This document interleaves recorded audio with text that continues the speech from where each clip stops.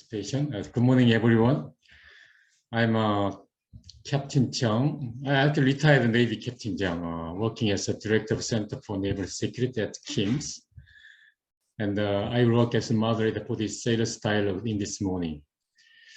As you know, the KIMS Sailors Dialogue is a platform where we are supposed to discuss about the maritime hot issues with the aim of helping Space Track 1 solve out and tackle the issues. Today, through this dialogue, we'll talk about China's maritime policy law in terms of use of force and its legal and security implications and the gradient operations and etc. I think we are very fortunate to have with us today a very prominent expert on China's MPL. So I'm very much certain that we are going to end up the very prolific and fruitful results at the end of today's discussion. For the sake of time saving, I'd just like to spend a few minutes to introduce today's speakers briefly, especially for those who have not heard from Dr. Kang, just a few minutes before. The first speaker is Professor MASUO Chisako from Japan. She is a professor at the Graduate School of Social and Cultural Studies at Kyushu University. The second one is Dr. Kim, who is the former commissioner of the Coast Guard. The third one is Professor Renato de Castro from Philippines. He is currently working as a professor at De La Salle University, Manila, Philippines. The last one is Professor Raul PEDROZO from U.S. Naval War College. He is a retired U.S. Navy captain, is currently working and teaching international law at the U.S. Naval War College. So before turning this over to the first speaker, let me make a few housekeeping rules for speakers and a few administrative guidance for audiences. The 20 minutes will be given to each speaker so that we may have more than 30 minutes for open discussion. And today's audiences are not authorized to use the microphone and to use the video icon. So all they can do is only to write a question in the Q&A box as seen in lower part of your display. Then I will choose the question and direct it to the speaker deemed pertinent to the question during the discussion session. And we have an interpreter who will translate English into Korean only, not in a reverse way. But for Korean audiences, you can write your questions in Korean, then I will take and direct the question in English. So without any further ado, let me turn it over to first speaker, the Masao-san. It's yours.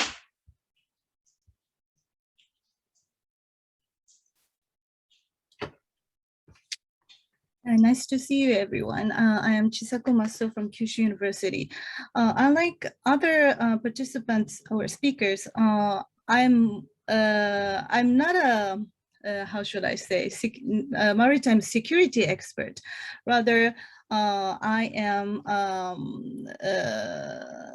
I focus more on Chinese domestic politics, and I have been studying Chinese administrations, especially on the maritime issues.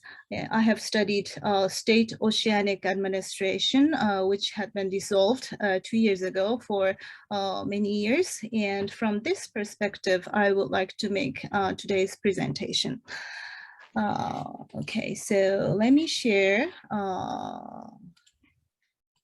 my PowerPoint.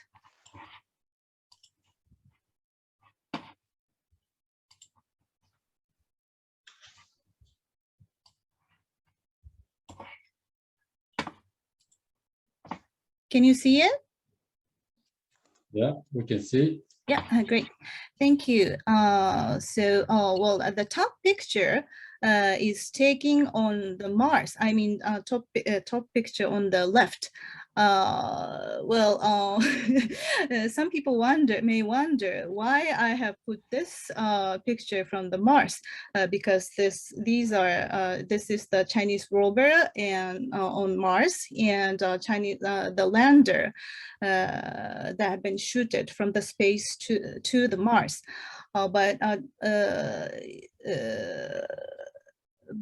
Today I would like to make a connection with the Chinese space program and also China's domestic governance over the maritime domain.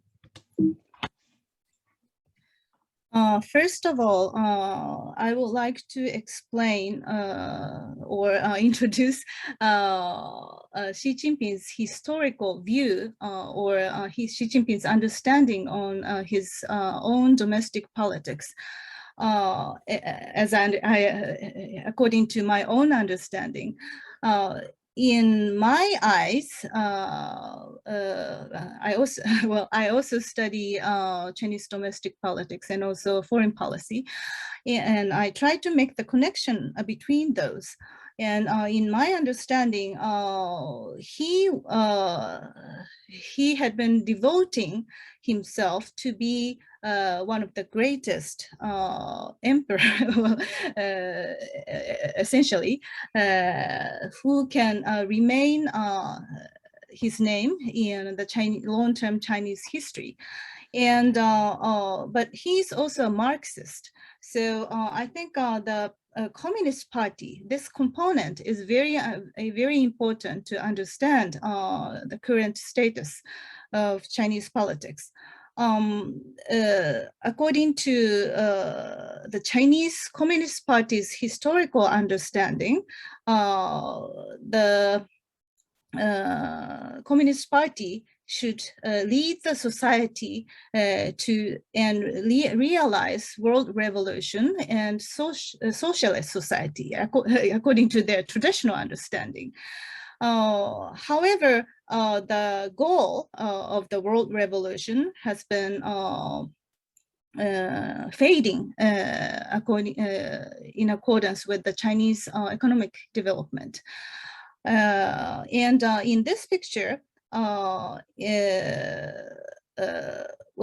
especially in China after 1980s, it is understood that history evolves by the power of science and technology. This was actually Deng Xiaoping's interpretation of history. And what Xi Jinping has been doing is that instead of the goal of world revolution, he put upon a new goal, which is the Chinese nation's, the great rejuvenation of the Chinese nation, to be the goal, as one of their goal, and also the realization of human community of common destiny. And recently, he has been mentioning that a transformation, a new industrial revolution, he has been mentioning that a transformation not seen in 100 years is occurring right now. And so he claims that this is a very important stage for the Chinese nation and Chinese history. And China needs a very strong leader, implying that China needs himself, a strong leadership who can lead the entire China for the right direction. And in this picture, he also contends that if China succeeds to be a major power, a peaceful international order centered on the United Nations and perhaps China can be realized. And because the history is developed by the power of science and technology, according to Chinese own understanding, science is an important political means for Xi Jinping. So I think this is the grand picture to understand what Xi Jinping is doing right now. And when we look at the maritime issues, in my eyes, similarly, science and technology is a key to understand the whole picture. So in my presentation, I would like to focus on what does China plan to do to reinforce its maritime governance in the big picture under Xi Jinping. And here, there are several important elements to consider. First is that China's new Coast Guard law effectuated in February this year. And if you, I think I expect some other speakers will explain in detail about the Chinese new Coast Guard law. But if you study it, it is very clear that the law the law showed new division of labor for maritime civil military fusion, locating the Chinese Coast Guard as the hub for domestic actors. So domestic actors can cooperate with the Chinese Coast Guard as the hub for information. And there is another, the second element is that China's speedy developments in the fishery administration reforms and that had taken place in the last 5 years or so. And the creation of national spatial infrastructure after Xi Jinping upgraded the military civil fusion to be a national strategy in 2015. And but so far, China's actual ways to implement the military civil fusion have been still vague. So I think at the next stage, this will start to show its own operation. So from here, I would like to summarize what has China done under the 13th five-year program, which had ended the March this year. Chinese fiscal year starts from April to March, so the 13th five-year program has just ended March this year, and the new for the 14th five-year program has been initiated in spring. First, I would like to introduce Chinese fishery administration reforms after 2013.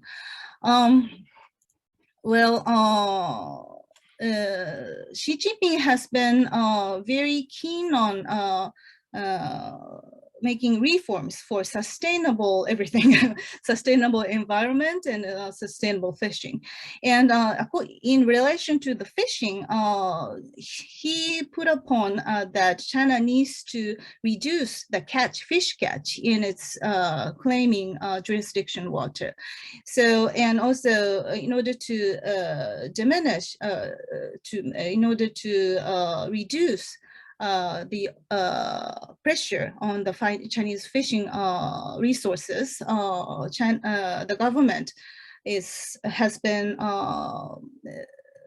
reducing the number of fishing boats, and in the new reforms that had started after 2013 under Xi Jinping, larger fishing vessels had been requested to operate beyond the ban lines for motored fishing trawlers. and they are directly managed by the central authority, central government. So the maps, two maps, show the ban lines for motored fishing trawlers. The lines had been mentioned in the Chinese Coast Guard law as well. So inside the line, the smaller fishing boats are still managed by the local provincial level governments. But beyond the line, the bigger, middle-sized and bigger fishing boats operate under the direction of the central government. And China had been dismantling of so-called 3 no boats that have no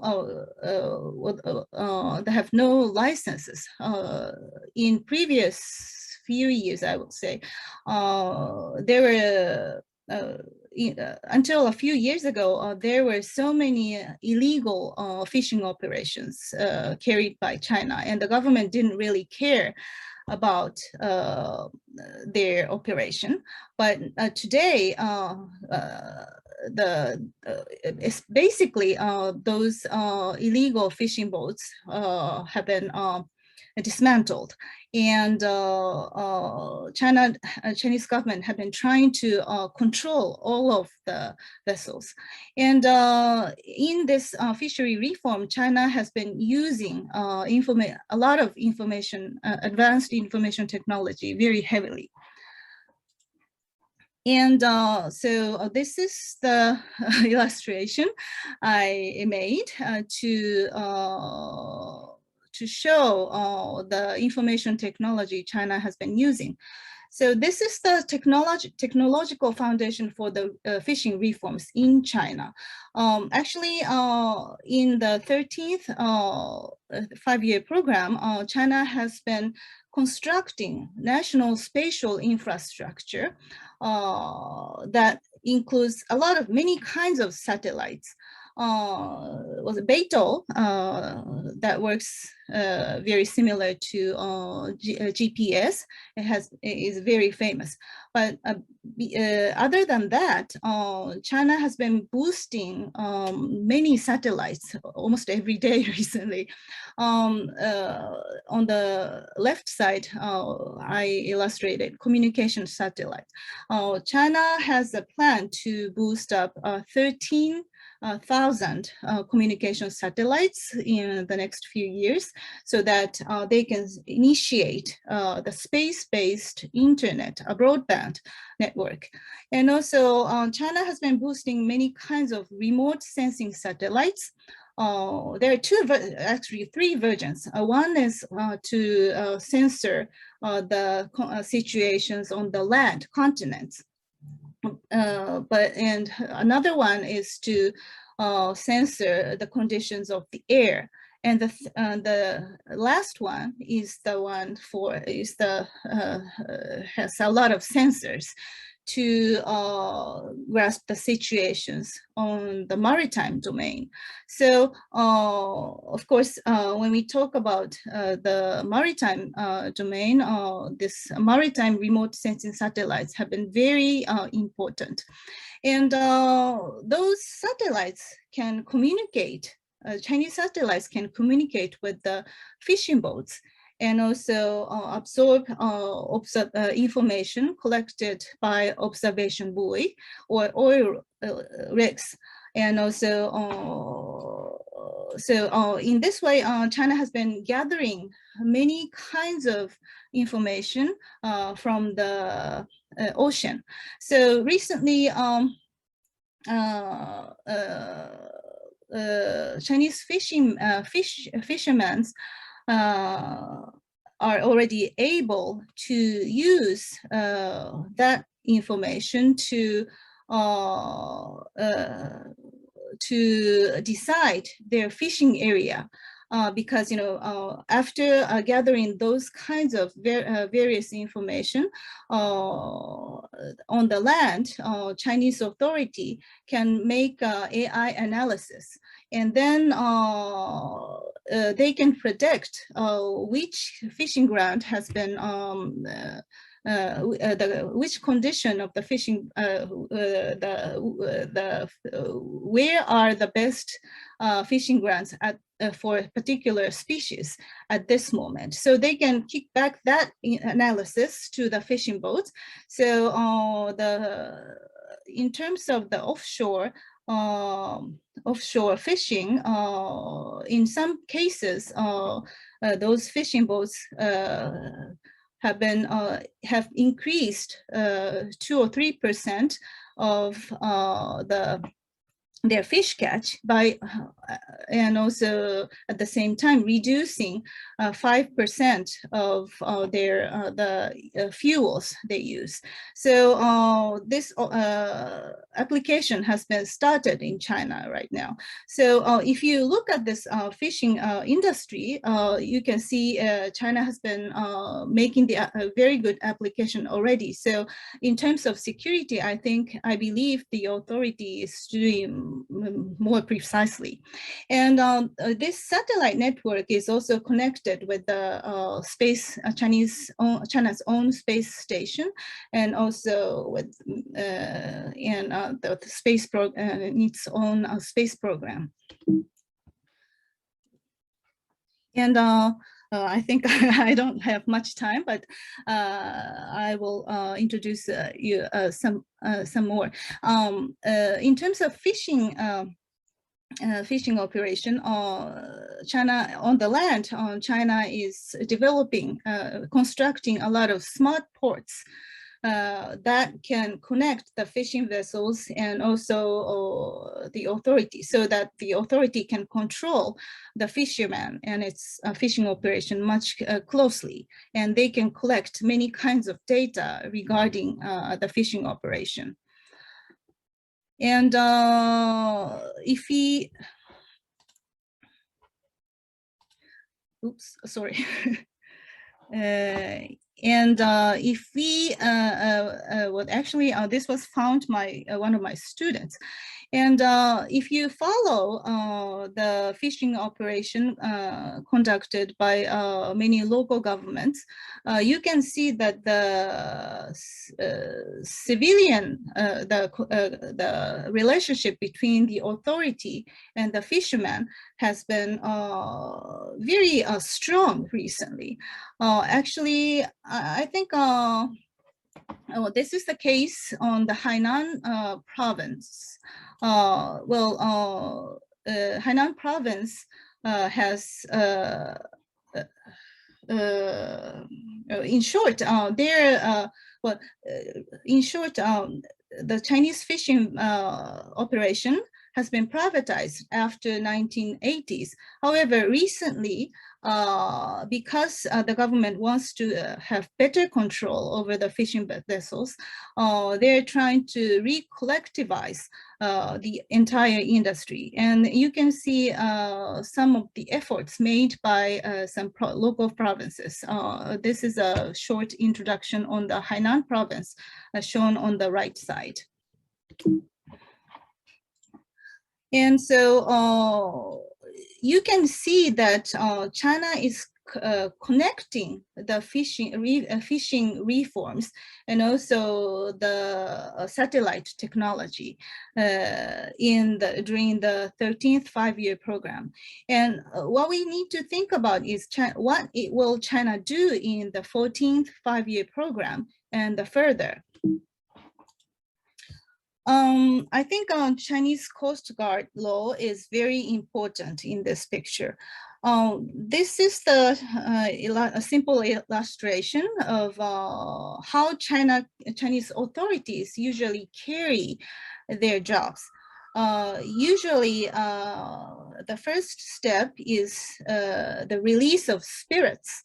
So they call it spirits, made by Chinese leaders, so that the party leaders direct the overall direction on the certain topics. So when the leaders release new spirits, the officials, related officials have to start the brainstorming to overcome the obstacles that they carry. And after that, the third is the legislation stage.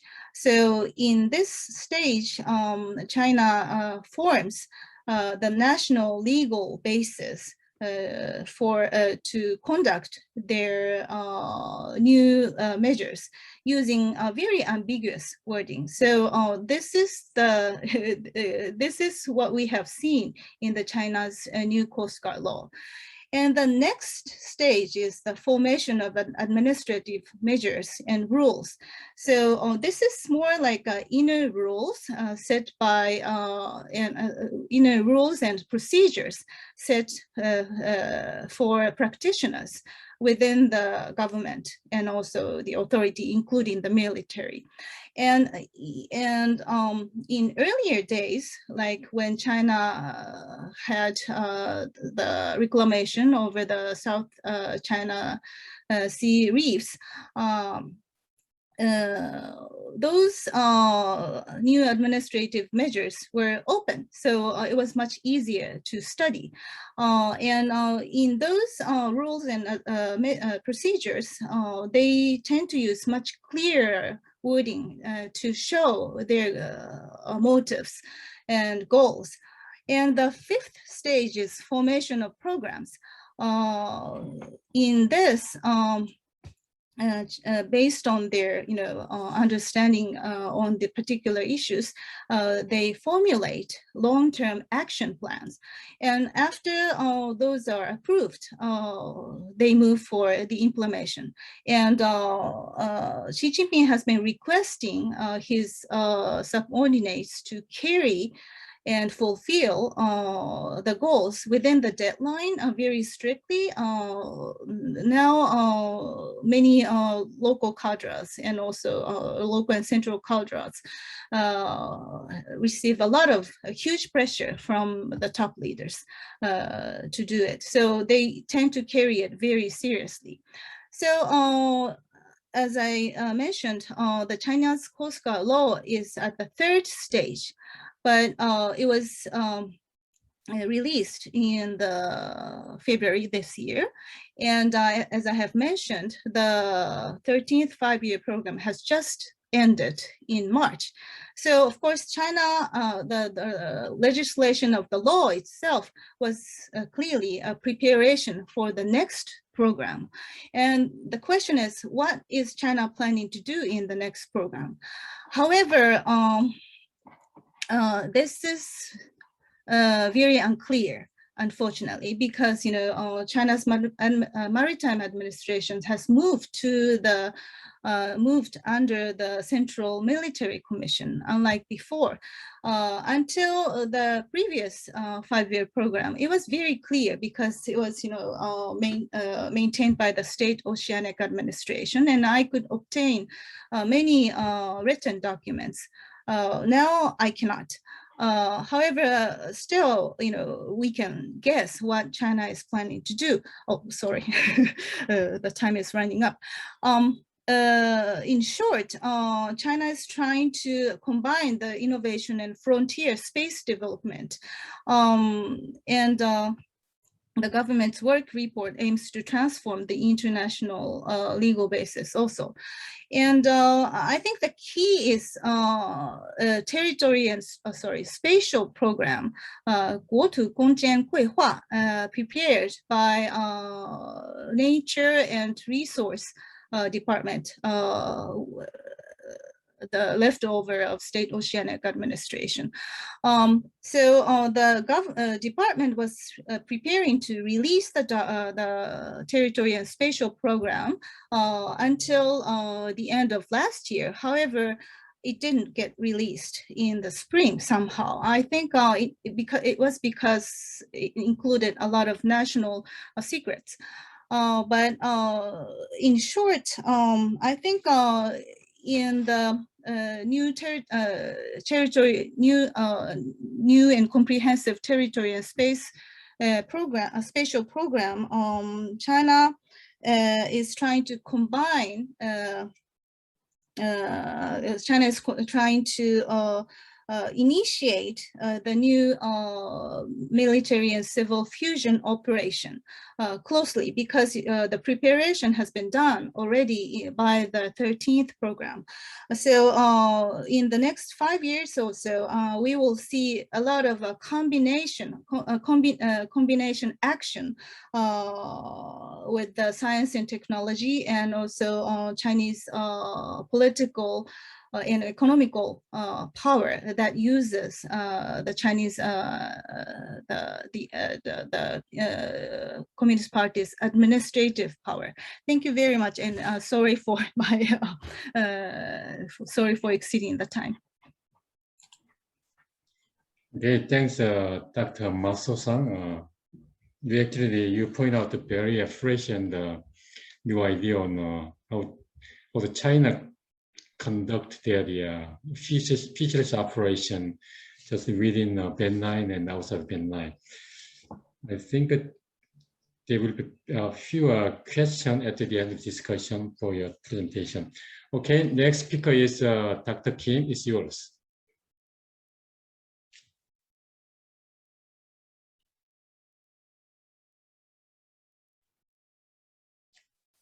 Could you unmute?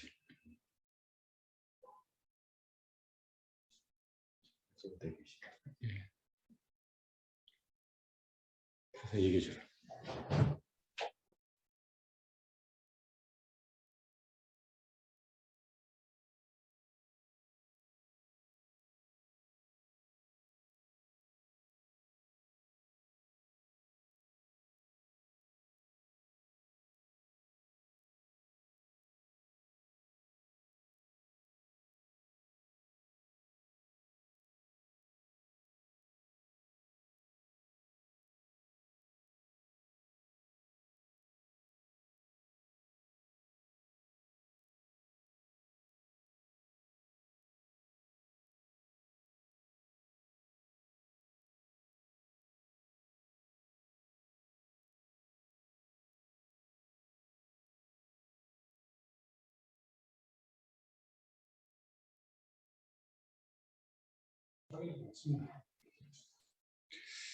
Well, let me check whether there's any problem with Dr. Kim.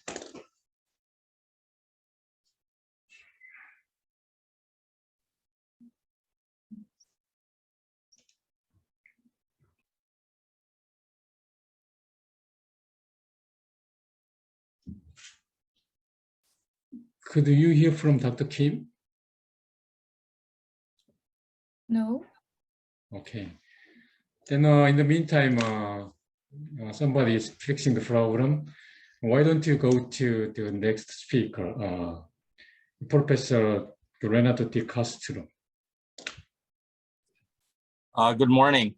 I'll set up my PowerPoint presentation first. Oh, can somebody fix so I can share my PowerPoint presentation? I cannot share my PowerPoint presentation. Okay, after removing the PowerPoint from Dr. Kim. Okay.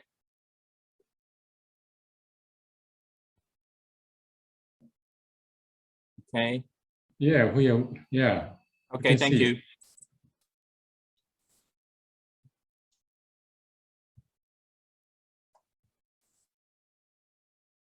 Good morning, everyone. First of all, let me express my appreciation for the organizers for giving me the chance to do my presentation. I have something like about 62 slides here, and in a way, this reflects the fact that when you talk about China's Coast Guard law, China's gray zone operation, the Philippines, of course, has been in the receiving end of all these actions since, of course, in 1995 when Chinese forces occupied Mischief Reef. Now, let me start my presentation by discussing what happened to the Philippines early this year. At the time that the Philippines, the national government has been focused on addressing this pandemic that, of course, originated from China, suddenly the Philippine public was confronted with two issues in their maritime domain. Number one, of course, pertains to the Chinese passage of the Coast Guard law, which initially was, of course, discounted by our Department of Foreign Affairs and by our own, very own Secretary of Foreign Affairs, Teodoro Locsin, who initially said, this is a domestic matter. But later on, after monitoring what was happening in China, he realized that this is something that the Philippine government, the Duterte administration, had to respond with. So sooner than later, of course, he filed a diplomatic protest, which I will discuss later. And the filing of this diplomatic protest, of course, immediately triggered a major reaction in the Philippine Senate, triggering a debate. And the debate had to do, of course, with the fact that despite the China-friendly Duterte administration, Filipino senators, whether they're supporting President Duterte or not, would have to make a stand regarding the Chinese Coast Guard law. Okay, let them proceed to another development that, of course, is related with the Coast Guard law. And this happened in March 2021, when the Secretary of National Defense, Philippine Secretary of National Defense, Secretary Delfin Lorenzana, announced that there were about 240 Chinese fishing vessels located in Whitsun Shoal. And of course, this triggered, again, a reaction.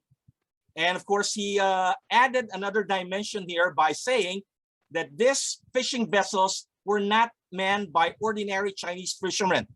They were manned by the Chinese Maritime militia. Then, of course, he claimed that those are being used by the Maritime militia for a possible gray zone operation that will be conducted against the Philippines.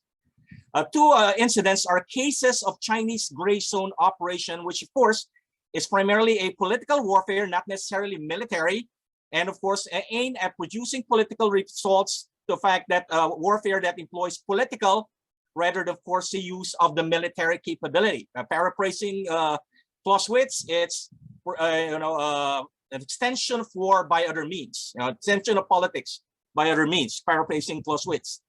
They're considered, of course, as political pressures apply as persuasive force to force adjustment in military, economic, and political matter short of actual war. So in the case of the Philippines, it's basically aimed for the Philippines to accept China's de facto control of 85% of the South China Sea.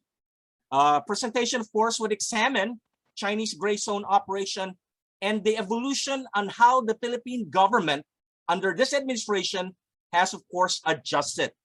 Okay, let me start by discussing, a series of gray zone operation that China has conducted against the Philippines, despite this government effort to appease China. Everyone knows for a fact that since 2016, the current Philippine president, President Rodrigo Duterte, has unraveled the policy of the previous administration of challenging China's expansive claim in the South China Sea. Of course, it's characterized by what I call an appeasement policy marked by three major measures. Number one, distancing the Philippines from its only strategic ally, the United States. Number two, of course, gravitating closer to China with the hope of getting economic benefits out of this action. And number three, of course, is accepting China's measures for managing the dispute, bilateral rather than, of course, the multilateral approach. Of course, the end goal would be Philippines would be a beneficiary of China's emergence as an economic power. And of course, a very naive notion that by appeasing China, the Philippines will expect less coercive action from China, especially, of course, directed against units of the armed forces of the Philippines deployed in the land features occupied by the Philippines in the West Philippine Sea. Duterte intimidated, of course, that the Philippines would have to gravitate away from the United States, move towards China and, of course, Russia, and declared that he was amenable to direct bilateral negotiation with China. But of course, despite these efforts to appease China, the Duterte administration would realize that, whether you're a friend or a foe of China, you're a fair game when it comes to, of course, effecting China's long-term goal in the South China Sea, maritime expansion. So despite the effort of this government to basically manage the dispute according to Chinese terms, the Philippines, no less, was at the receiving end of Chinese gray zone operation. I'll just breeze through. What are those? Of course, it became an issue when the Chinese Coast Guards were seen in Philippine public television confiscating the best catch of Filipino fishermen off Scarborough Shoal. We can discuss later what happened in Scarborough Shoal. Then, of course, warning, hostile warning to Philippine aircraft and ships that, of course, are patrolling near Chinese-occupied land features deep inside the Philippine exclusive economic zone. No less than President Duterte himself in 2018 had to criticize China for continuous island building activities. I'll just breeze through this. Then, of course, when the Philippine Armed Forces decided to rehabilitate a dilapidated air base in Pag-asa or T2 Island, you have 275 Chinese fishing vessels surrounding the Philippine occupied land feature, the largest land feature, of course, in the Spratly archipelago. Then, of course, a very tense incident that happened, ironically, 2 weeks after President Duterte decided to terminate the Philippine-U.S. Visiting Forces Agreement. I'm sorry, the Visiting Forces Agreement. You have this incident that involved a former Republic of South Korea frigate that was, of course, given to the Philippines, a Pohang class frigate, anti-submarine frigate that has been renamed Conrado Yap. And the incident that happened on February 17, 2020, when it encountered a Chinese, People's Liberation Army's corvette. And the crew members of the BRP Conrado Yap noticed that the gun control director of the Chinese corvette was, of course, directed against the BRP Conrado Yap.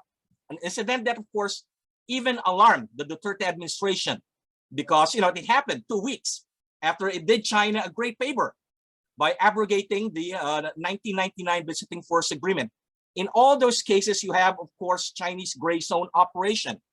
Of course, China is achieving nothing less than, despite this administration effort to appease China, the goal is simply to subjugate the Philippines, to force the Philippines to accept the de facto fact that China owns 85% of the South China Sea. So I'll just breeze through this. What's the issue basically regarding the China new Coast Guard law? I'll just have to breeze through this because of the lack of time. Of course, we have to understand that since 2010, the plan has been extending its operational range, People's Liberation Army's Navy. The goal is basically to control the what they call the far seas. China's intention is to gain a position of advantage on on ongoing disputes, on territorial sovereignty and maritime rights. That in every situation that China has a maritime dispute, whether it's Japan in the Chisako, the Yahoo Island, or Vietnam and the Philippines in the South China Sea, China will always have the strategic initiative. China would basically dictate the face of how the dispute will be managed and, of course, eventually resolved favorable to Chinese interests. You have, of course, 3 actors that are involved in China's effort to gain control or have strategic initiative over these territorial disputes. Number 1, we of course have the People's Liberation Army's Navy, the Gray Hall. Then number 2, of course, is the People's Armed Police. And of course, with its White Hall Maritime Law Enforcement, which is of course the Chinese Coast Guard. And of course, the People's Liberation Army controlled People's Army's Maritime Militia, or what is otherwise known as the Chinese Maritime Militia. And of course, something that had happened since 2005, and this has something to do with the spat between China and Japan. In 2005, when of course you have a standoff between the plan and the Japanese Coast Guard, and a realization on the part of China that it doesn't pay to use Gray Hall when you have this territorial disputes, rather to rely on the Chinese Coast Guard. So you have then the trend of China relying more on the maritime law enforcement agencies rather than the People's Liberation Army's Navy, because it reduces the risk of escalating existing maritime dispute in the South China Sea, which by the time, and of course at the same time allowing the People's Liberation Army to develop further naval capabilities and to focus on issues or maritime issues that matter more to China. And that is, of course, preventing the United States Navy from intervening in case you have a major armed conflict along the Taiwan Straits. So when it comes to settling this maritime disputes with the other littoral states, so it has to be handled by the maritime law enforcement agencies. So of course, in 2013, China consolidated 5 major maritime law enforcement agency, creating the Chinese Coast Guard, which was mentioned earlier, was originally under a civilian agency. But of course, in 2018, the Coast Guard was transferred from the civilian SOA to the paramilitary People's Armed Police. It consequently became the People's Armed Police Maritime Police Contingent.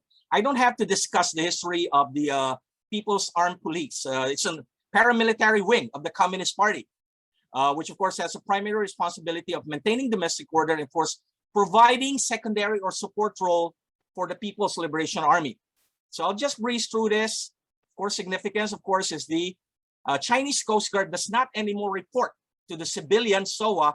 Rather, it's part of the military chain of command, operating through the People's Armed Police and directly under what was mentioned earlier by, of course, the military commission. So this name, of course, the Chinese Coast Guard is not a law enforcement agency. Rather, has been described by Morris Lau, a researcher in Rand Corporation, as a blunt defender of sovereignty, as it undertakes actions aimed to protect claimed territory while conducting peacetime patrols on disputed territories in the South China Sea.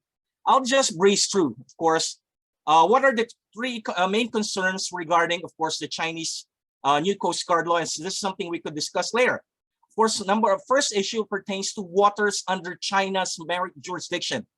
And we know for a fact from the perspective of China, despite the arbitral ruling, the 2016 arbitral ruling that basically declares that China's expansive claim in the South China Sea has no legal basis, China continued to basically claim 85% of the South China Sea. And so basically raise the question, China's what China considered as water under its jurisdiction is very much expansive. So what will be covered by this? And this is, of course, a concern for the Philippines because of the fact that the Chinese Coast Guard has been conducting patrols right inside the Philippine exclusive economic zone, especially, of course, along Scarborough Shoal, which China, of course, took control after you had this tense standoff between the Philippines and China in 2012. Then, of course, the Chinese Coast Guard right to use force. Second, that countries are concerned about, of course, Chinese law provides controversial and worrisome provision related to the application of force. Then, of course, the last one has something to do with the fact that the law actually enhances the Coast Guard as a paramilitary rather than a law enforcement agency. Since, of course, 2018, Chinese policymakers had already decided that the Navy would have to be replaced by the Chinese Coast Guard as a central actor in executing what China called maritime rights protection patrols in the South and East China Sea. The Chinese Coast Guard has assumed this paramilitary role as it's deployed as a coercive civilian arm of the People's Liberation Army's Navy. So I'll just go straight to what happened in March 2021. You have, of course, the discovery of 240 Chinese fishing vessels in Woodson Shoal. Most maritime militia, of course, operate. I will not have to discuss this. It's in my paper, of course, about the origin of the Chinese maritime militia and an incident that happened in 2019, where, of course, this is the first time that the Philippines experienced the alleged operation of the Chinese maritime militia when a Chinese fishing boat was rammed by a suspected vessel of the Chinese maritime militia. And what basically galvanized Philippine public opinion against China during this incident was the fact that the Chinese fishing vessel left 22 Filipino fishermen at sea, basically ignoring traditional practice of rescuing fishermen who, of course, got stranded in the water. Luckily and fortunately for those 22 Filipino fishermen, they were rescued by a nearby Vietnamese fishing vessel. Of course, this basically alerted the Filipino public that the Chinese maritime militia is starting to operate within the Philippines exclusive economic zone. This is, of course, mentioned in my paper. I'll just go straight to what happened in March 2022. Secretary Lorenzana officially informed the Filipino nation about the presence of this militia.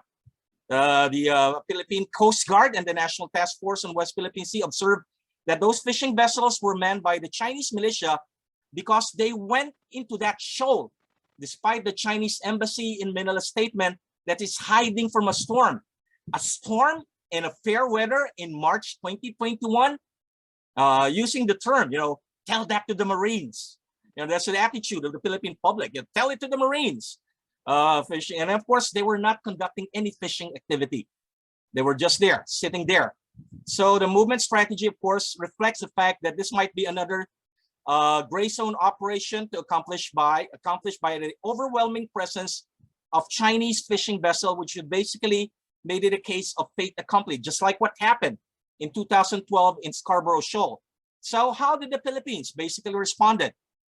Initially, of course, Filipino political leaders had downplayed this Chinese gray zone operation, and no less than President Duterte did this in 2019, when the Philippine fishing vessel was rammed by a suspected boat manned by the Chinese militia, when our president even parroted the statement of the Chinese Foreign Ministry that this is just a normal maritime accident, that there should be no fuss about it.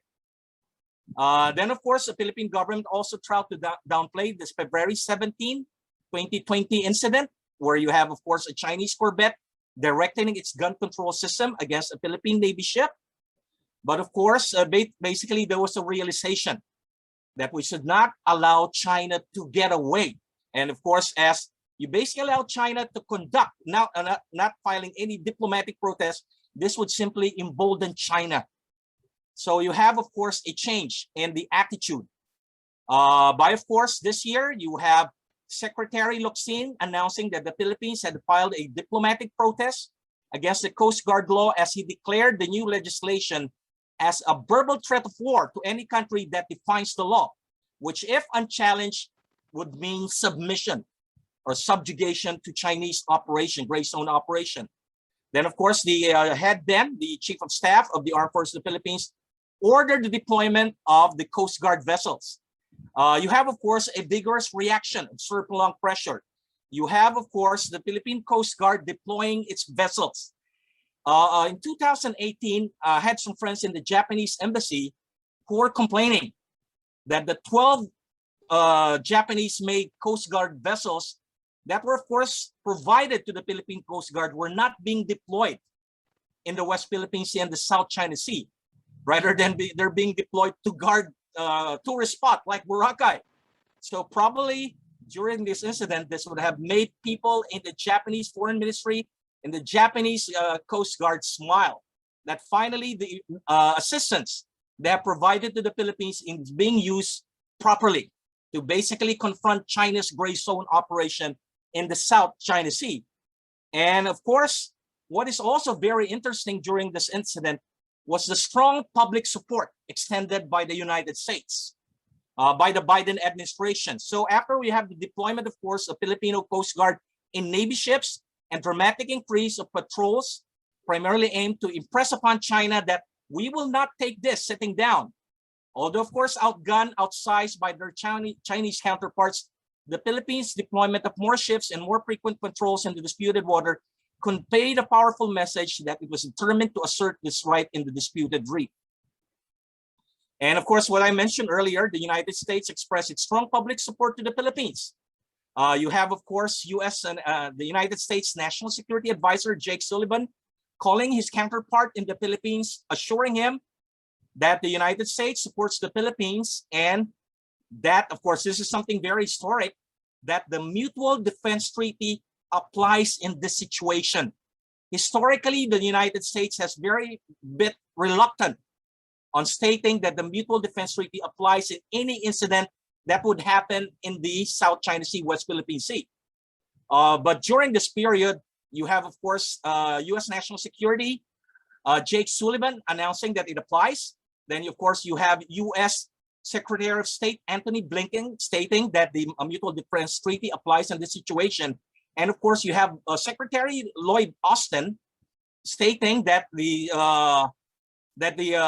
mutual defense treaty applies in this situation. And to put muscle into this statement, you have, of course, the deployment of a U.S. carrier battle group, the USS Theodore Roosevelt, that was, of course, deployed in the South China Sea during this period. So I think I will have to, I'll go straight to my conclusion. So, of course, since in 2016, President Duterte has adopted a policy of appeasement, thinking that, of course, appeasement would benefit the Philippines and moderate China's behavior in the South China Sea. Unfortunately, of course, President's efforts to appease China were all in vain as China Gray Zone operation continued against the Philippines way into his 6-year term. Eventually, Philippine political leaders and defense officials overlooked this incident. However, of course, you have the realization by the fact that downplaying these incidents enables China to advance its agenda of maritime expansion through distinctly subtle aggressive actions, since they do not generate serious and effective responses from the targeted state like the Philippines. So the ship and Philippine attitude, of course, was reflected in these two incidents. And in these two maritime incidents, the Philippines showed to the world that the best way of countering China's gray zone operation in the South China Sea is to deny China its ideal goal of winning any contention, quoting Sun Tzu, preventing China from achieving it, rendering other armies helpless without fighting. So I think I end my presentation here. I look forward to a very interesting Q&A session. Thank you very much for your attention. Okay, thanks to Dr. Castro, especially for your good elaboration on the detailed cases where the China's gray zone operation has been conducted against your country, against their fisheries. I believe that it is good for us to understand the actual legal basis of those gray zone operation in connection with China's maritime policy law. Anyway, without further ado, let me go back to Dr. Kim. Are you ready?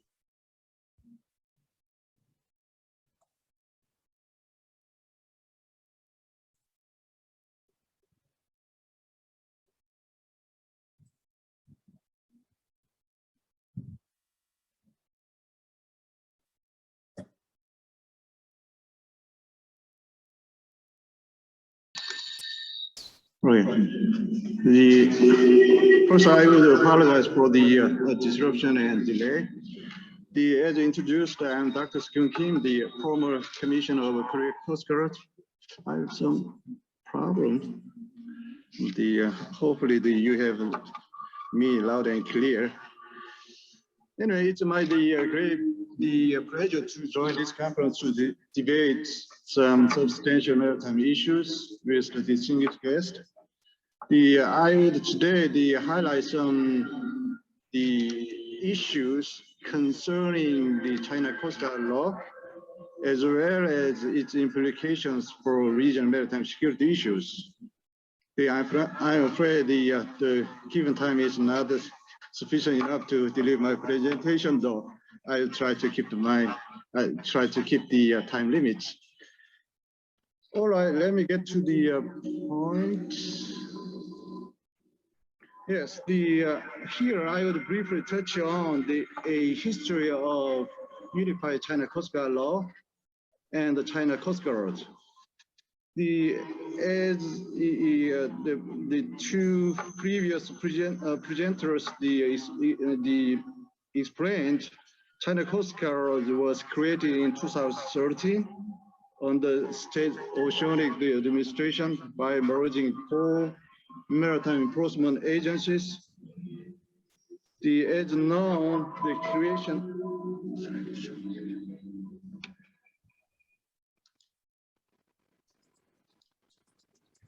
I have a lot of the technical problem today. I'll continue. As known, the creation of Unified Coast Guard is to serve China's goal of becoming the maritime power. In 2018, it was transferred to the Central Military Commission. of people's armed police, which is an event that indicates China Coast Guard has become more militarized in nature. They are composed of 16,000 personnel. China has vigorously pursued its capacity building by commissioning new large patrol vessels and modernizing equipment and reinforcing weapons. As a result, it has become the largest Coast Guard in Asia. So,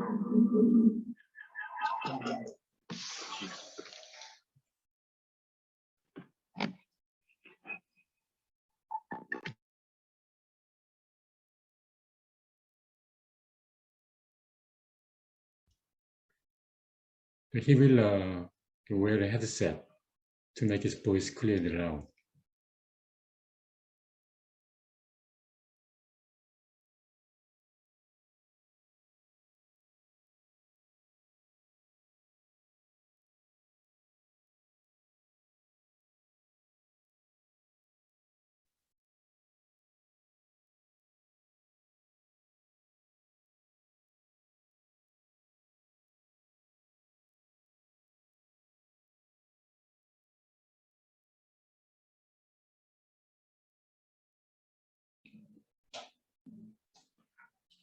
Dr. Kim, we cannot hear you.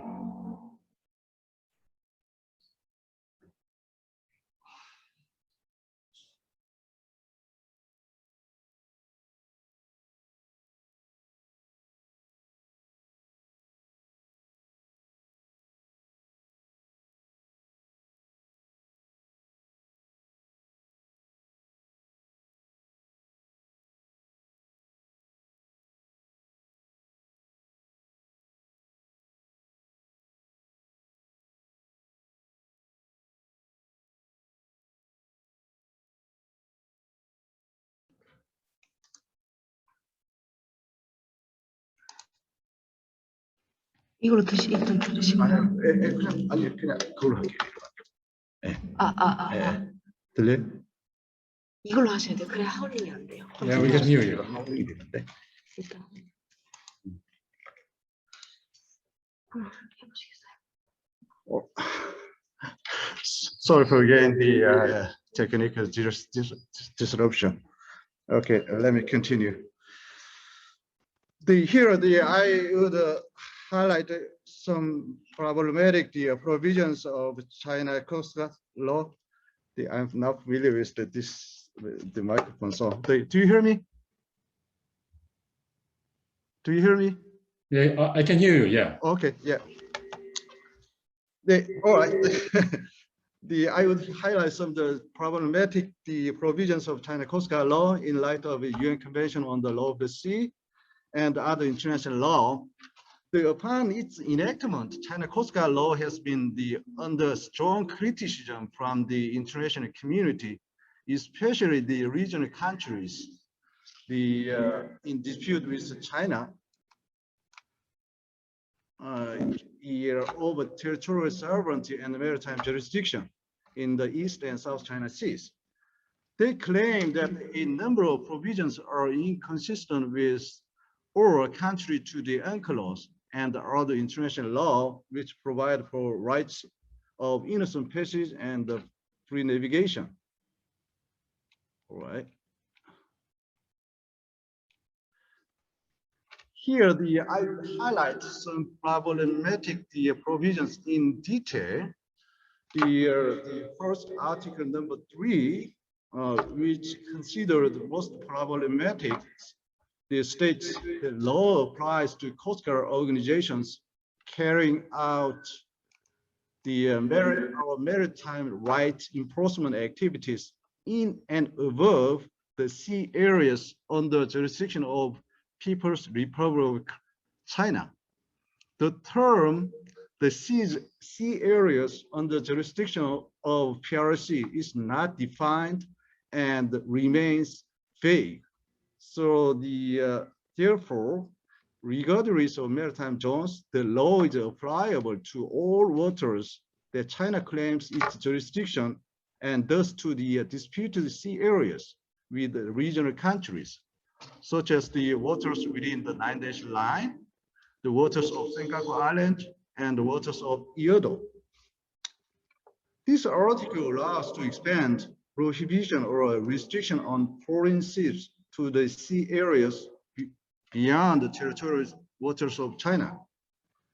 The extended application of China Coast Guard law to the waters within 9-dash line is inconsistent with 2016 award of Permanent Court of Arbitration, which held China claims to historic rights and resources within the 9-dash line has no legal basis.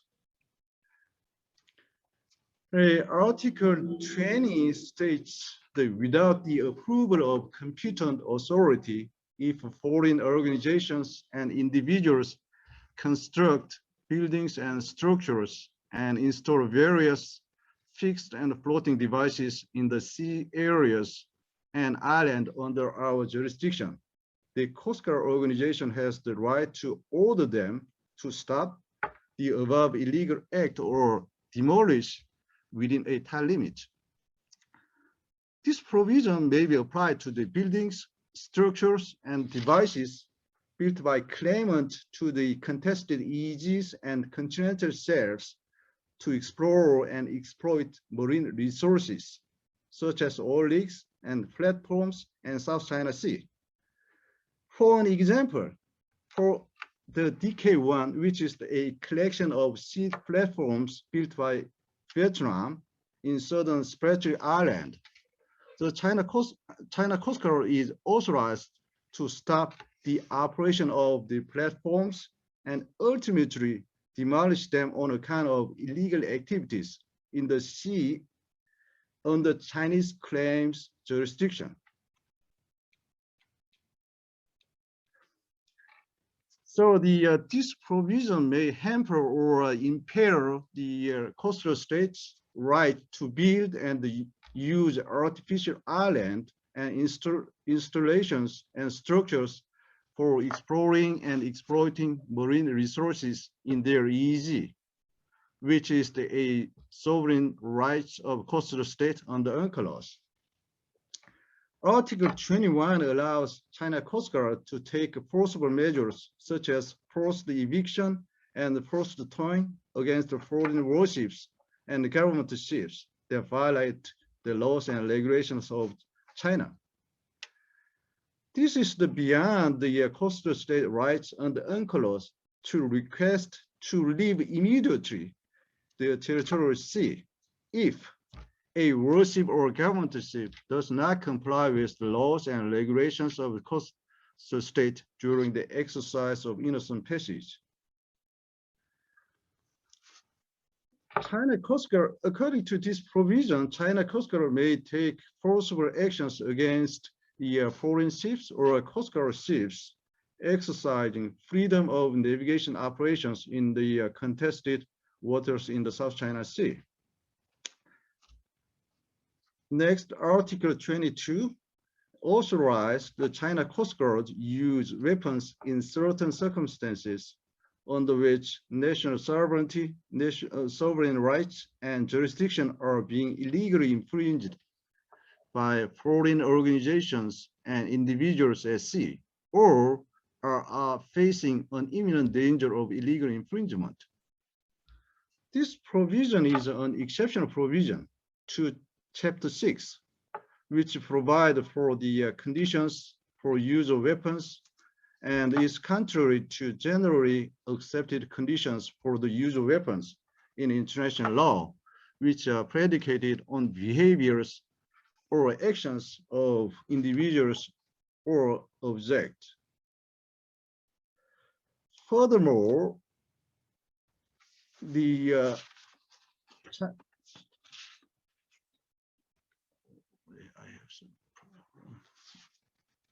all right, this could be used as a legal basis that the China Coast Guard may use weapons in the course of law enforcement operations if China Coast Guard engaged in a standoff or a conflict with maritime disputant.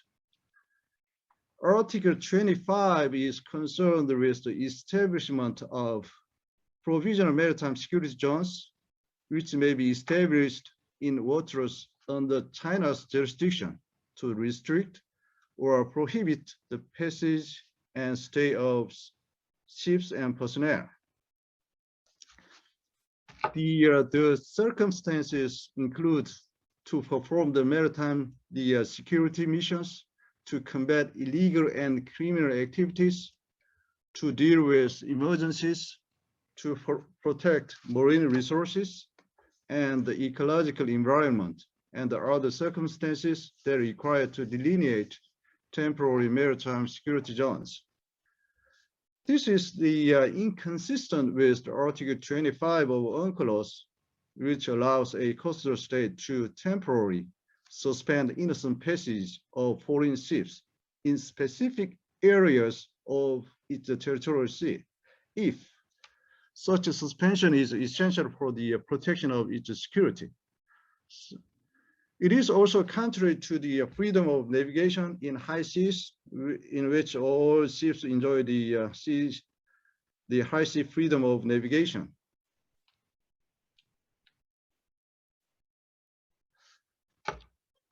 Article 46 through 51, which stipulate the use of weapons, are overly broad and excessive.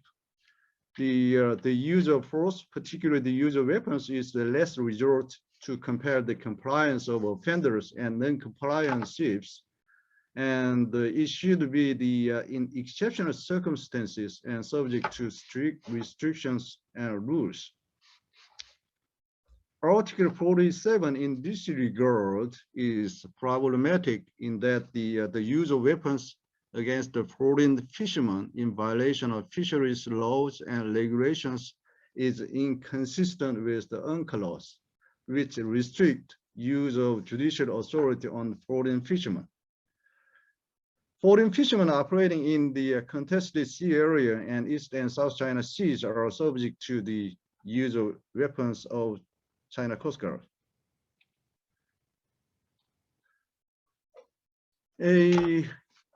In this part, I would provide a view of what implications China Coast Guard law would bear for the regional maritime security issues. Firstly, it is they concerned with intensifying the Senkaku dispute.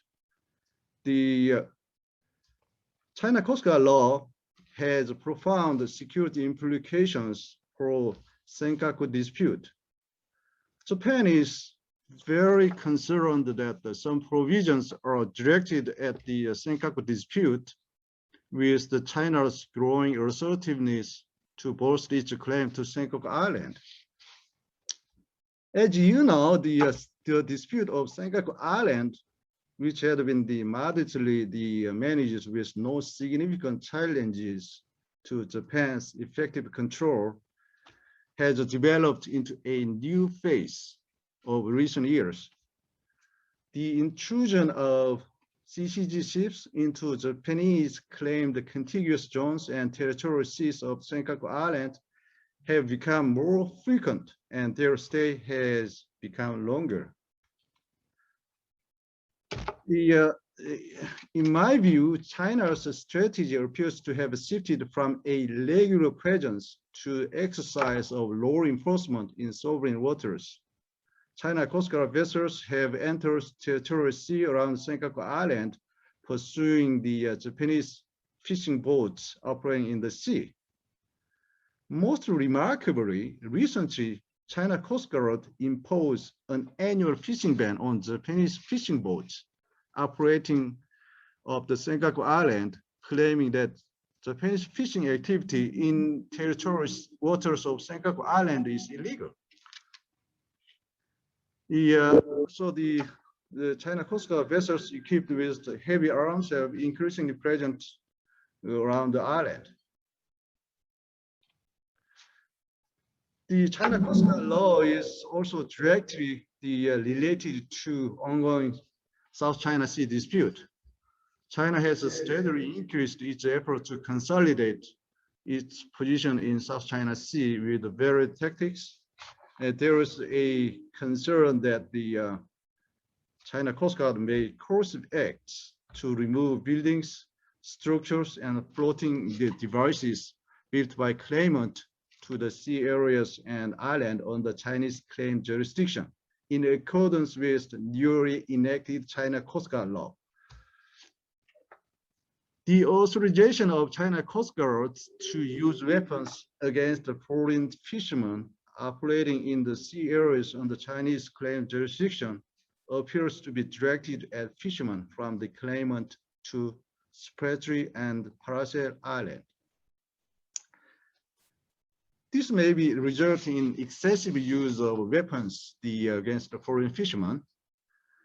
And China Coast Guard law is also concerned with U.S. freedom of navigation operations in the South China Sea, which are intended to assert the U.S. does not recognize a 12 nautical mile territorial sea or any other entitlement to artificial island China has built on submerged reefs. The U.S. Navy challenges the restriction on innocent passage through the Chinese claimed territorial waters, which require previous permission or the notification. China, in response, require the foreign warships to obtain prior permission from the government of China before they engage in innocent passage.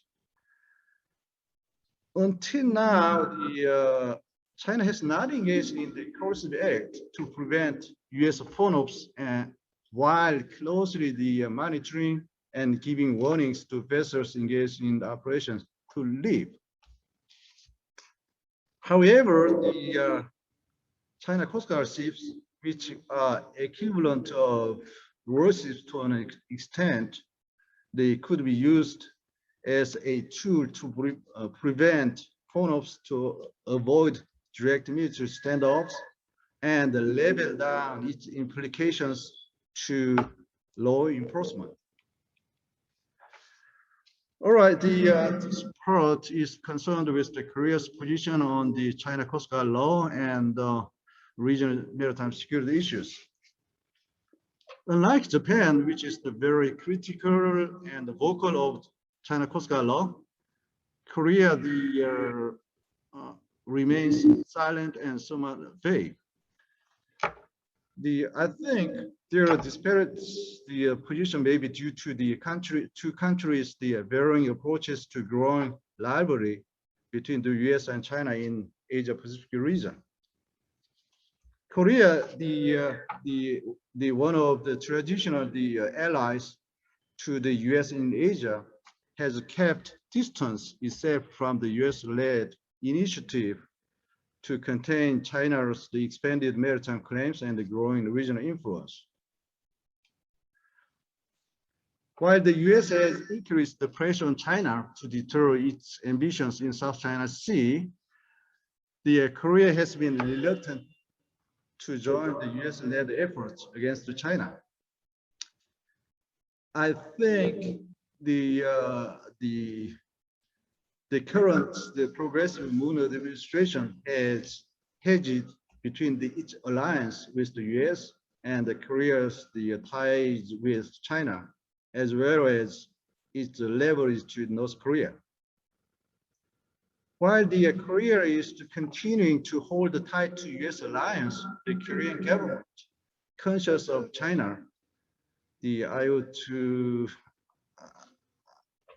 hate to say though, but has intended not to overly antagonize China. The Moon administration appears to be concerned the adoption of FOIP would complicate relations with its largest trading partner and a major stakeholder in establishing Korean peace regime. As expressed in the joint statement in the wake of Moon and Biden summit talks in May this year, the Korean government is principally in supportive of FOIP. However, for the regions above, the Korean government has not internalized the FOIP framework to to the extent of the other US allies. Overall, it seems Korea is navigating across the US-China standoff, offering quiet and diplomatic support for the point. All right, this is my conclusion. There is an argument that the enactment of China Coast Guard law contribute reassurance in the region by the standardizing the previously unclear the operational criteria of the China Coast Guard. I think it has a rational to some extent, though.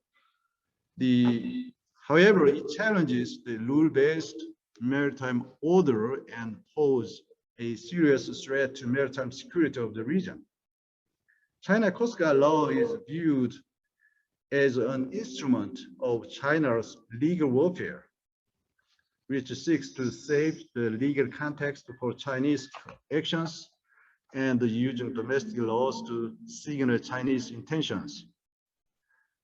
By enacting a domestic maritime laws, including the recently revised China Maritime Traffic Safety Law, China intends to bolster its claims to the disputed waters and islands and justify its corrosive actions. China Coast Guard law is likely to be used as a legal instrument to project its ambitions in the contested sea areas. It's end of my presentation. I would apologize once again for the technical disruption and the delay. Thank you much for your attention. Thank you. Okay, thanks, Dr. Kim. You've done a great job, even under unfavorable condition. Okay, Dr. PEDROZO, it's yours. Very well, thank you. Dr. Kim, can you quit sharing your screen so I can share mine? First, let me just thank the organizers for their kind invitation, for allowing me to participate in this webinar. It's a very important issue for not just the Asia-Pacific region, but for the world as we see things that China does in the South China Sea could have impacts really around the world. So let me share my screen.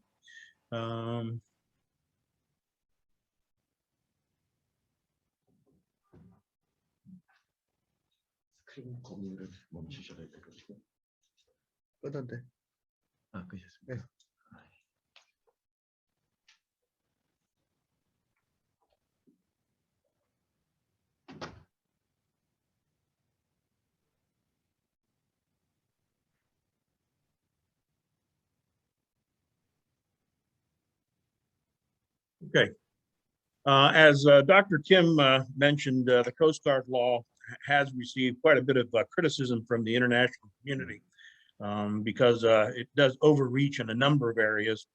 And he correctly indicated that the use of force provisions and the use of weapons provisions are somewhat inconsistent with the standards that apply in a maritime law enforcement situation. So what I'm going to focus on in my presentation is what are those international use of force standards when we're talking about maritime law enforcement operations. So there's my quick overview. These are the things that I will discuss. In the interest of time, I won't go over those. Okay. As a general rule, we all know that when Coast Guard units are at sea, they are going to have to use force to execute their law enforcement duties. That level of force is going to vary depending on the circumstances and the mission that they may be engaged in. For example, a counter narcotics or a counter piracy operation may have more robust use of force rules, where a IUU fishing enforcement or a operation to protect the marine environment may have a lesser use of force standard. But the bottom line is that whatever force is used, It has to be reasonable and necessary under the circumstances.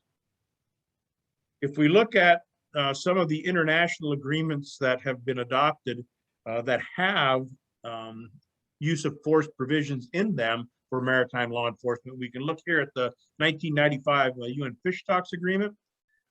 In Article 21 and 22, it authorizes the boarding and inspection of vessels on the high seas to ensure that fishing vessels are complying with the conservation and management measures contained in the convention.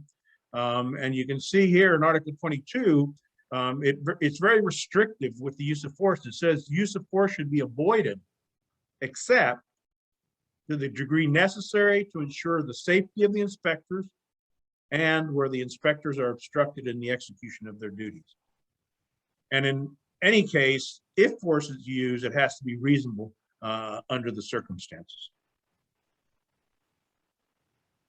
Another convention that has use of force provisions is the 1988 MASUO Convention that was amended in 2005 by the MASUO Protocol that adds a number of terrorist-related and weapons of mass destruction-related crimes to the MASUO Convention.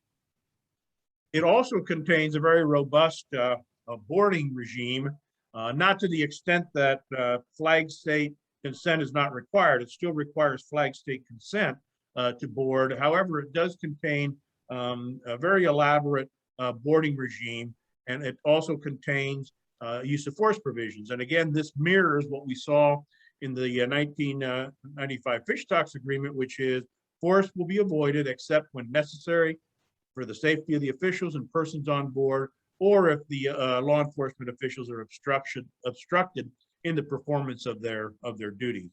And in any case, force shall not exceed the minimum degree of force necessary and reasonable in the circumstance.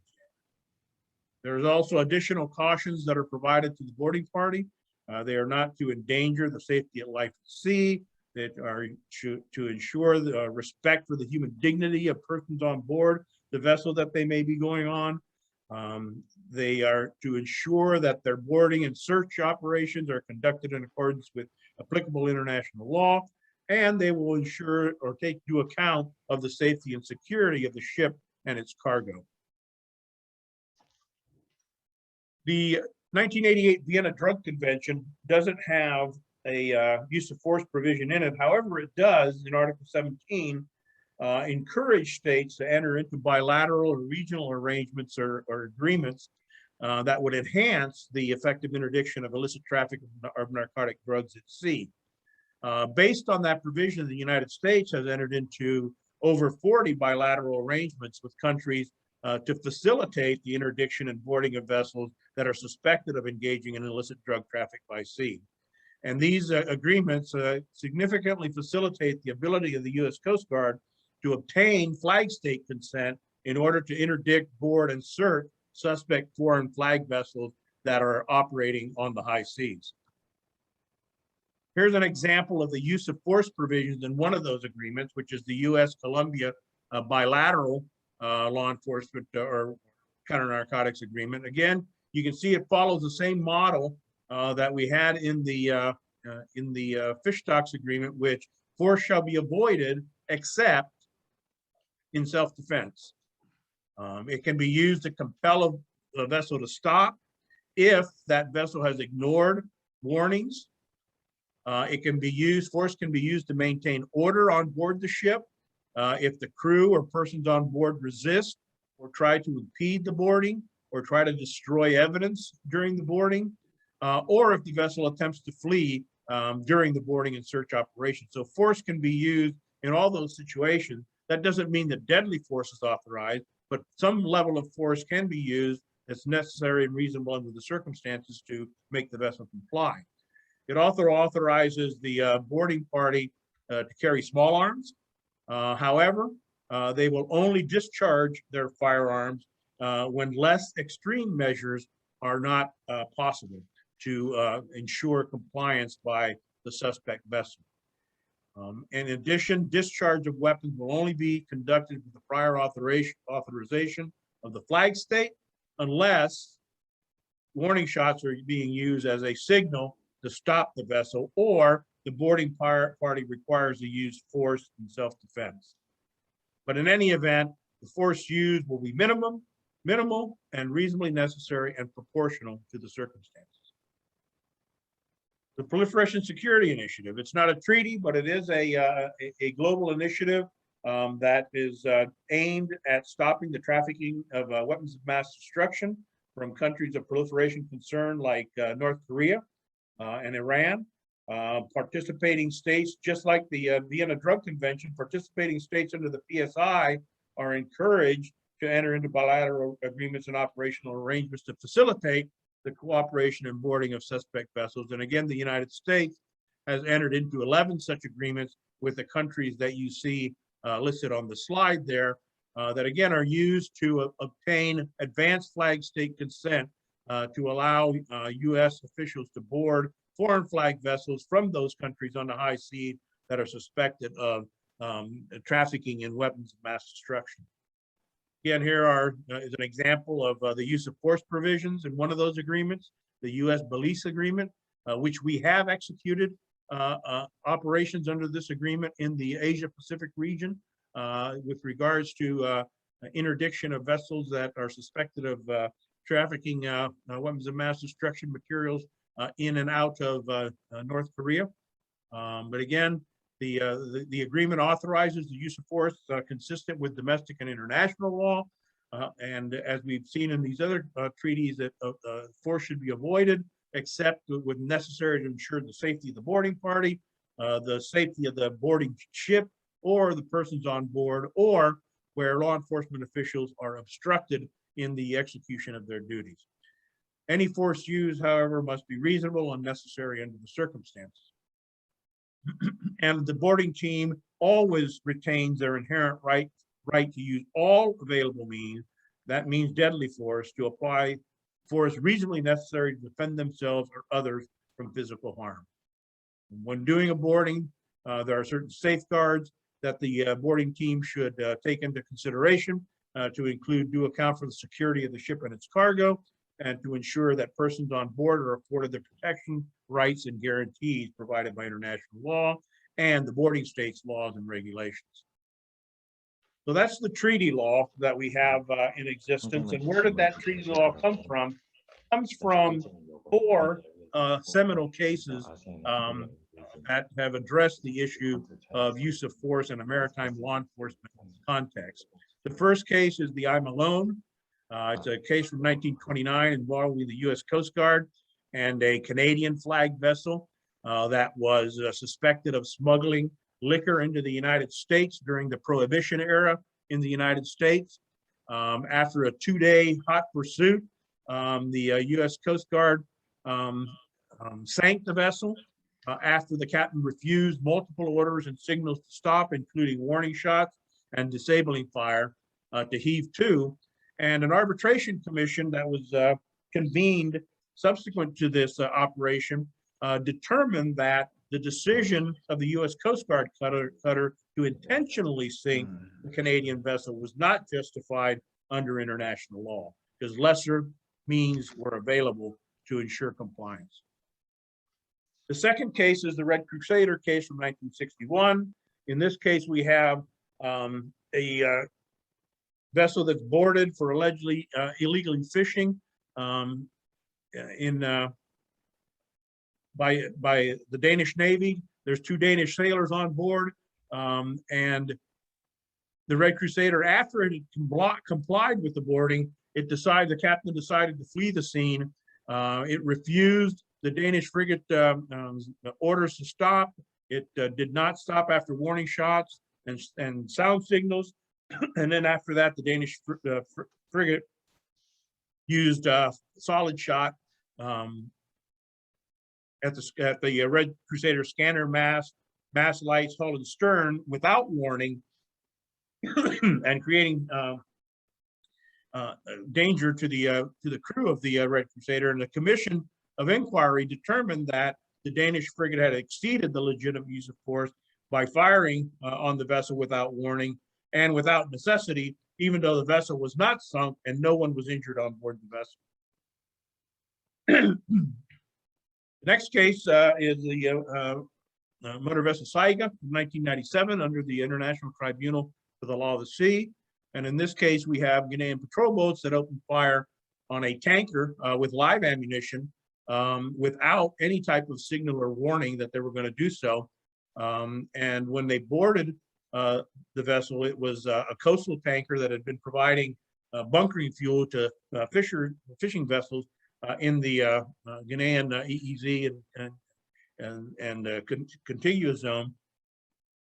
And ITLOS found that the use of force by the Ghanaian patrol vessels to stop and board the Saiga was excessive and unreasonable and endangered human lives. And it determined that international law requires that the use of force has to be avoided if possible, and if force is used, it has to be reasonable and necessary under the circumstances. Additionally, they found that the use of weapons by the boarding party was excessive, given that the crew of the tanker did not resist and in no way threatened the boarding party when they came on board. Now, the last case is it reaches a completely different conclusion, and that's the merchant vessel Virginia G, which was in 2014. And in this case, we have the Virginia G that's, again, providing bunkering fuel to fishing vessels operating in Guinea-Bissau's EEZ.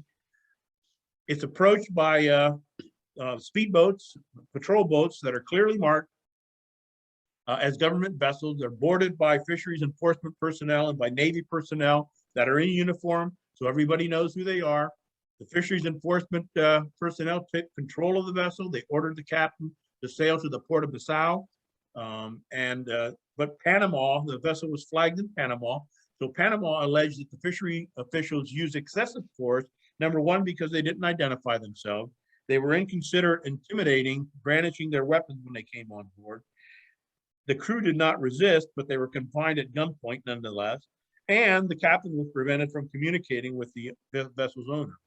So despite those allegations, ITLOS determined that the law enforcement officials did not use excessive force against the Virginia G and its crew. And why? The patrol vessels were clearly marked, so everybody knew that they were law enforcement vessels.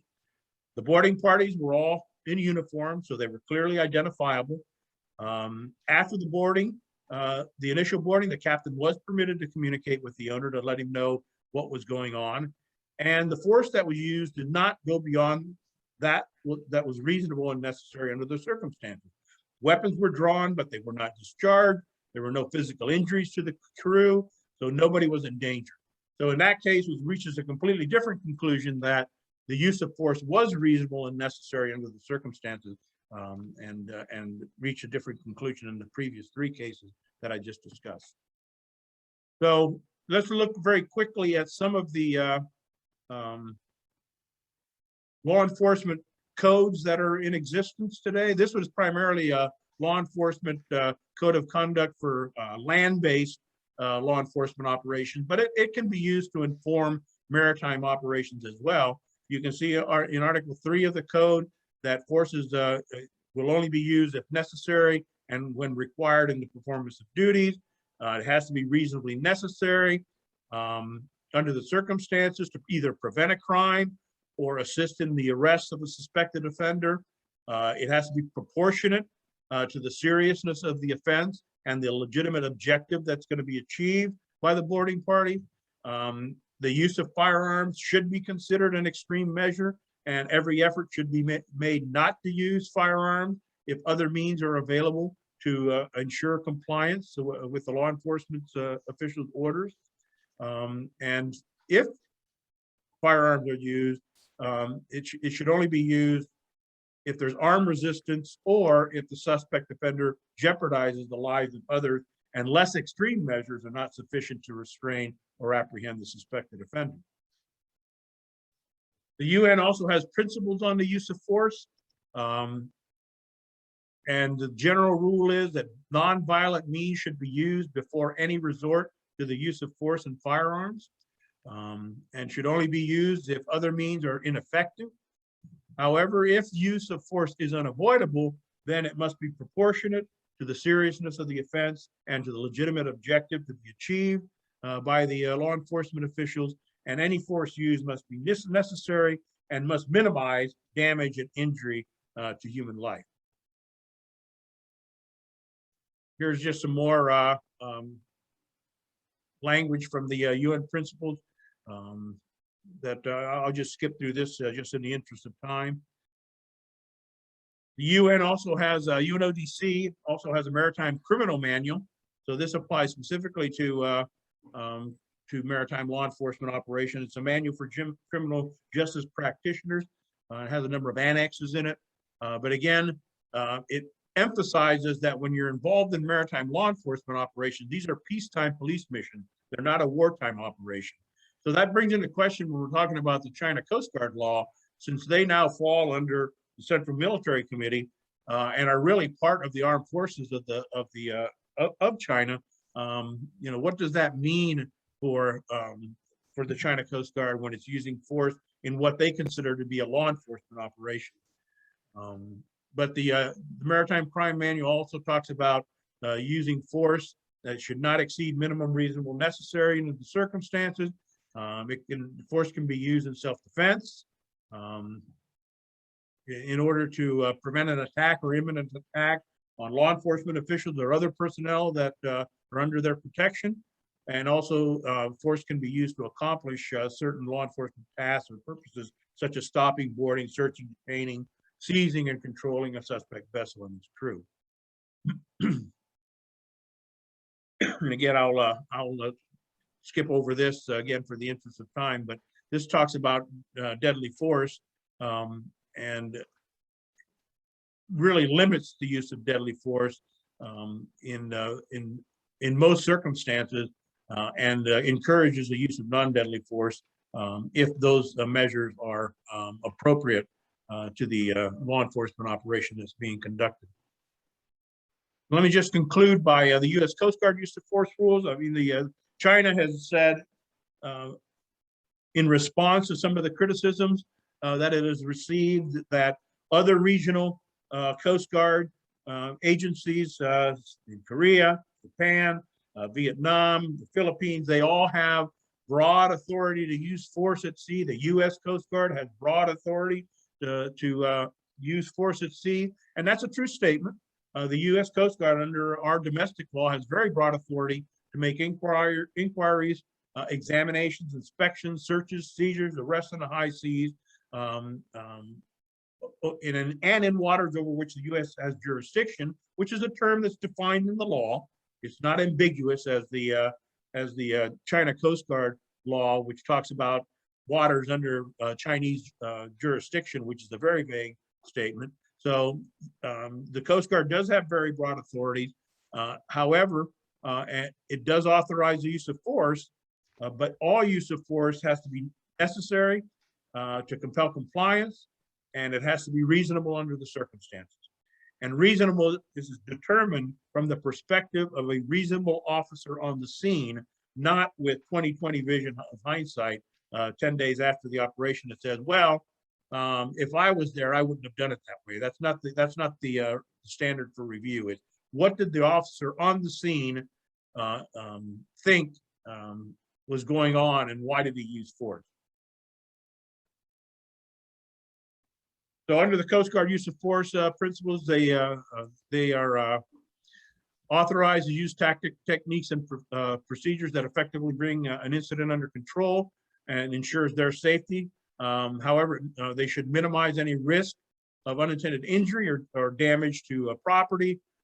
There is no requirement under the U.S. use of force standards to meet force with an equal or lesser force. So if a Coast Guard boarding party is attacked with a machete, they can use their small arms to use deadly force to defend themselves against that. They don't have to respond with a machete. There's no duty under the U.S. use of force standards to retreat or to wait for an attack before using reasonable force to stop a threat that may exist. In exigent circumstances, Coast Guard personnel can use any object or tactic, technique, and procedure for individual self-defense or defense of others, so long as it's reasonable considering the circumstances. So again, we're going back to those standards that we were talking about in those seminal cases that we reviewed, as well as some of the treaty law that we have looked at. Prior to using force, Coast Guard personnel are required to identify themselves and issue a verbal warning if that's feasible. There are going to be circumstances where a warning may not be feasible because it might increase the danger to the law enforcement official or to others, including victims on board the vessel. It could result in the destruction of evidence. It could allow a suspect to escape, or it could result in the commission of a crime. So there are circumstances where a verbal warning is not going to be feasible and therefore is not going to be required in order to use force. If a warning is issued, then Coast Guard personnel are required to allow the suspect a reasonable opportunity to voluntarily comply with that warning. You can't just warn and then shoot because you have to give the suspect an opportunity to comply. Warning shots and disabling fire are also authorized under U.S. law. So Coast Guard personnel may use warning shots when they're conducting maritime law enforcement operations, but only as a signal to the suspect vessel to stop, and only after other available means of signaling the vessel have failed. So they may discharge their firearms to disable a moving vessel. However, before firing into the vessel, they will first fire a warning shot unless they determine that a warning shot could unreasonably endanger other persons or property in the vicinity of the vessel that's going to be stopped. And in any case, if used, warning shots and disabling fire must have a specifically defined target. You just can't shoot at will at anything. Deadly force under the U.S. rules can only be used if there's a reasonable belief that the subject that force is being used poses an imminent threat of death or serious bodily harm to the law enforcement official or to other persons that might be in the vicinity. Deadly force cannot be used solely to prevent the escape of a fleeing suspect unless there's a reasonable belief that the suspect poses a significant threat of death or serious physical harm to others, and such force is necessary in order to prevent that individual from escaping. And any discharge of a firearm against a person is considered a use of deadly force. You can't say that I'm going to shoot somebody in the leg and that's not deadly force. That's the wrong answer. Any discharge of a firearm against an individual is going to constitute deadly force. So firearms should only be discharged with the intent of preventing or stopping threatening behavior that justifies the use of deadly force. And they should not be discharged solely as a warning or signal unless it constitutes a warning shot or disabling fire that I discussed previously. So in conclusion, Coast Guard units are going to use force to execute their maritime law enforcement missions. However, if force is used, it has to be unavoidable, it has to be reasonable, and it has to be necessary under the circumstances. Any indiscriminate or excessive use of force is going to violate prevailing international law. And as Renato was discussing, some of the activities of the China Coast Guard in the South China Sea and in the Senkakus has clearly been indiscriminate and excessive and would not fall within the rules that we've just discussed in the last 20 minutes. So the new China Coast Guard law is going to have to be interpreted considering these standards, and we'll have to see how the China Coast Guard employs the use of force provisions that are contained in the law, but it has a duty to make sure that they comply with these international standards of reasonableness and necessary. And to date, as Renato mentioned, the Coast Guard has not shown that they are going to comply with these standards. They have a proclivity to abuse the international rules, and I suspect that we will see more abuse on the part of the China Coast Guard as they become more empowered by the new China Coast Guard law and by the new maritime traffic safety law that was just enacted a couple of weeks ago. So with that, I conclude, and thank you very much for your attention. Well, thanks, Professor PEDROZO. You are the last speaker, but not the least speaker. And I thank you for your patience as a last speaker. And also, I think you are titled to some privileges last speaker I can give you. Actually, there are many questions that have not been answered yet. So if we agree, then I need to stop here. And then I hope I will be able to see you all tomorrow morning, except today's speaker, but it is possible just as audience. So thank you for your attention. Bye.